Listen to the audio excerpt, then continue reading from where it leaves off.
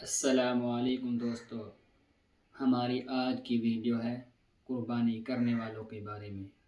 جیسا کہ ہم لوگ سوچتے ہیں کہ قربانی کرنا صرف جانور ذبح کرنا ہے، لیکن شیخ امام پنجاب مولانا عثمان لدھیانوی صاحب نے قربانی کرنے والوں کے بارے میں کیا کہا، آئیے دیکھتے ہیں۔ بہت سارے لوگوں نے سمجھا کہ شاید قربانی کرنا تو بس جانور ذبح کرنا تو محمد الرسول اللہ کی سنت ہے۔ وہ سنت اس لیے قائم کی گئی تاکہ قیامت تک آپ کو یہ فلسفہ یاد رہے، قیامت تک آپ کو یہ فلسفہ یاد رہے کہ قربانی ہم دیتے کیوں ہیں، قربانی کا مقصد کیا ہے۔ ایک بندہ اپنے عزیز و اقارب کے ساتھ قربانی نہیں دیتا، ایک بندہ اپنی بہن کا حق نہیں دیتا، ایک بندہ اپنے ملازموں کی تنخواہ وقت پر نہیں دیتا، ایک بندہ دوسرے سے ٹھگی مارتا ہے، ایک بندہ کسی کی زمین پر قبضہ کر کے رکھتا ہے، ایک بندہ پڑوسیوں کے اوپر لگاتار ظلم کرتا ہے، ایک بندہ غریبوں کو گالی دیتا ہے، پھر وہ 1 لاکھ کا بکرا خرید کے کہے کہ میں قربانی کر رہا ہوں۔ یہ بدبخت قربانی نہیں کر رہا، یہ صرف دکھاوا کرنا چاہتا ہے، اور اللہ تبارک و تعالیٰ کو ایسا دکھاوا پسند نہیں ہے۔ اللہ تبارک و تعالیٰ تو نیتوں کو جانتے ہیں۔ جب اپنے رب کے راستے میں قربانی کی جاتی ہے نا، تو سب سے پہلا قربانی کا فلسفہ تو یہ ہے کہ ہماری قربانی سے کسی کو تکلیف نہ ہو۔ کیا لوگ تو صرف محلے میں پڑوسیوں کو بتانے کے لیے کہ بھائی ہم تو 2.5 لاکھ کا جانور خرید کے لائے ہیں، تو تمہاری نیت تو بس اتنی ہے کہ لوگ کہیں واہ واہ میاں صاحب نے تو بڑا مہنگا جانور خریدا، تو بس پھر قربانی کا فلسفہ تمہارے نزدیک اتنا ہی تھا کہ تم چاہتے تھے کہ بس محلے والے میری تعریف کریں، ہو گئی تمہاری قربانی اسی فلسفے کے تحت ہو گئی۔ اللہ تبارک و تعالیٰ تو نیت کو جانتا ہے۔ آپ گوشت تقسیم کر رہے ہیں، رب تک تو نہیں جا رہا، آپ جو کچھ کر رہے ہیں عید والے دن، اللہ تبارک و تعالیٰ کو تو اس سے کوئی نفع نقصان نہیں۔ اللہ تبارک و تعالیٰ تو اپنے بندے کی نیت کو دیکھتا ہے۔ کئی لوگ قربانی کرتے ہیں، اپنے ہی فریج بھر لیتے ہیں، اللہ تعالیٰ تمہاری نیت کو دیکھتا ہے کہ یہ جو قیمتی کھانا آج کے دن تیار کیا گیا یہ اب غریبوں تک بھی پہنچ رہا ہے کہ نہیں، یہ موجود جو مستحق لوگ ہیں ان تک بھی پہنچا رہا ہے کہ نہیں، کہ ساری کی ساری قربانی اپنے گھر میں ہی کر رکھ لی، اپنے پاس ہی جمع کر لی کہ نہیں اب اوروں کو دینے کی ضرورت نہیں ہے۔ اچھا، قربانی کا جانور کہتے ہیں کہ بالکل بے عیب ہونا چاہیے، پتہ ہے نا جی آپ کو، اکثر عید کے دنوں میں نا مولویوں کے فون بجتے رہتے، کیوں؟ اجی حضرت بکرا لے رہے ہیں، اس کا کان کٹا ہوا ہے، اجی حضرت بکرا خریدنا ہے، اس کی سنگ تھوڑا سا ٹوٹا ہوا ہے، تو ادھر سے مولانا بولیں گے کہ نہیں بھائی بالکل بے عیب جانور چاہیے، عیب نہیں ہونا چاہیے۔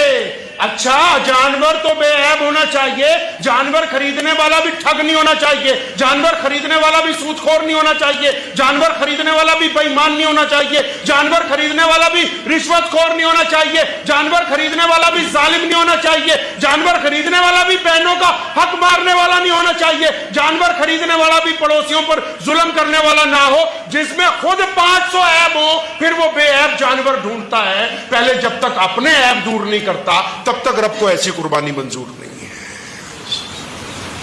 اپنے عیبوں پر کبھی نگاہ نہیں پڑی۔ قربانی کا سب سے بڑا فلسفہ ہے کہ بندہ اپنے من کو مارتا ہے۔ ابراہیم علیہ السلام کیا کسی باپ کی طبیعت چاہتی کہ بیٹے کو قربان کر دے؟ کیا کوئی ماں اپنی مرضی سے اپنا بیٹا ذبح کروا سکتی ہے؟ قربانی کا پہلا فلسفہ یہ ہے کہ بندہ اپنے من کو مارے، اپنے یار کی بات مان لے۔ تو ہم لوگ کیا، جتنے لوگ قربانی کرنے والے ہیں ان میں اکثر تو قصہ ہی ان کا یہ ہے، اکثر لوگوں کو آپ سنیے کہ میں نے یہ کر دیا، میں نے وہ کر دیا، میں اتنے کا جانور لے آیا، میں نے اتنے پیسے مسجد میں دے دیے، او میں ہی تو اللہ کو پسند نہیں ہے۔ اللہ تعالیٰ کو میں ہی تو پسند نہیں۔ اللہ قرآن پاک میں واضح طور پر کہتے ہیں، متعدد مقامات پر کہتے ہیں کہ زمین پر اکڑ کے چلنے والا بندہ اللہ کو پسند نہیں۔ یہ زمین خدا کی ہے، اس رب کی ہے جس نے پوری کائنات کو بنایا، جس کو آپ ایشور کہتے ہو، اکال پرخ کہتے ہو، یہ اس رب کی زمین ہے۔ اس کو اپنی زمین پر تمام لوگ برداشت ہیں، اپنی زمین پر اکڑ سے چلنے والا برداشت نہیں ہے۔ رب کی زمین ہو اور آپ اکڑ کے چلیں، رب کی زمین پر آپ میں کرتے پھریں، رب کی زمین پر آپ غریبوں سے منہ ٹیڑھا کر کے باتیں کریں، رب کی زمین پر آپ مظلوموں کو دھکا ماریں، رب کی زمین پر آپ ضرورت مندوں سے اپنا منہ پھیر لیں، رب کی زمین پر آپ غریب کے منہ پہ تھپڑ مار دیں۔ اللہ تبارک و تعالیٰ کو آپ کی باقی باتیں تو برداشت تھی کہ جب آپ شراب پی رہے تھے، زنا کر رہے تھے، وہ آپ کے ذاتی فعل تھے، ان کی سزا ملے گی، قیامت کے دن حساب ہوگا۔ لیکن یہ جو رب کی زمین پر تم اکڑنے لگے اور رب کے بندوں سے گنڈا گردی کرتے لگے، اللہ کو یہ بات بالکل پسند نہیں ہے۔ تو ذہن نشین رکھیں کہ یہ جو قربانی کی سنت ہم ادا کرنے کے لیے جا رہے ہیں، یہ سنت محمد رسول اللہ صلی اللہ علیہ وسلم کی ہے۔ اور جن لوگوں کے پاس پیسے ہیں، سنیے ایک اور بات چلتے چلتے، جن کو اللہ کریم نے دولت دے رکھی ہے، آپ قربانی کر سکتے ہیں گھر میں۔ تو ہمارے یہاں تو نیا رواج چل پڑا، کیونکہ جیسے جیسے موبائل ترقی کر رہا ہے، انٹرنیٹ ترقی کر رہا ہے، تو ہم لوگوں نے سوچا کہ ہم کیوں پیچھے رہ جائیں بھائی۔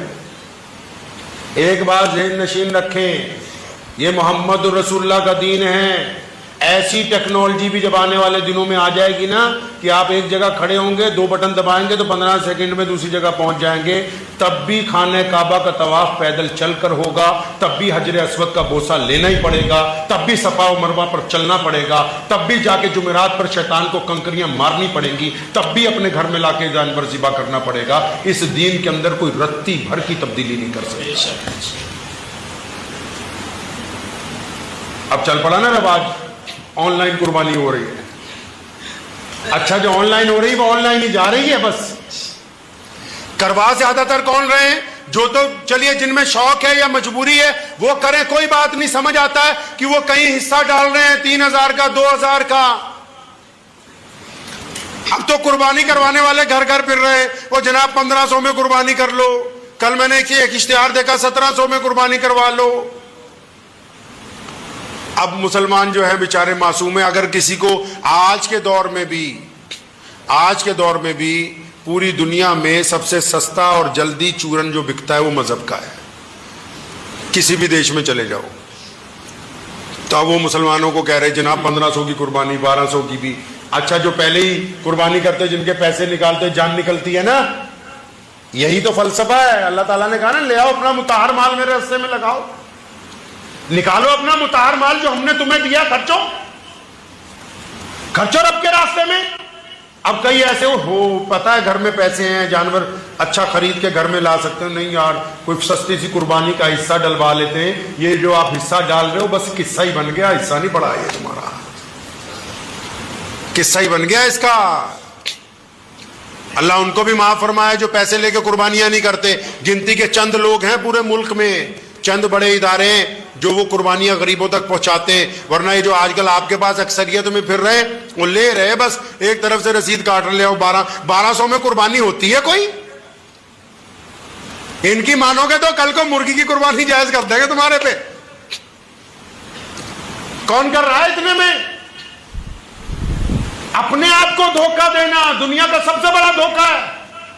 اس خوش فہمی میں رہنا کہ جی ہم نے پیسے دے دیے قربانی ہو گئی۔ یہ کس طرح قربانی ہو گئی؟ رسول اللہ چاہتے ہیں کہ آپ اپنے گھر میں لا کے قربانی کریں، آپ کے بچے بھی موجود ہوں، اہل و عیال بھی وہاں پہ موجود ہوں، اس کی چیزیں، اس کا تمام ساز و سامان غریبوں میں بانٹیں، پڑوسیوں میں بانٹیں، مستحق لوگوں تک پہنچائیں اس چیزوں کو۔ اللہ نے آپ کو دے رکھا ہے تو پھر آپ اسے نظریں کیسے پھیر سکتے ہیں؟ جو بندہ اپنی ذمہ داری ادا نہیں کرتا اور پھر اس کو خسارہ ہوتا ہے تو وہ خود اپنے خسارے کا ذمہ دار خود ہے،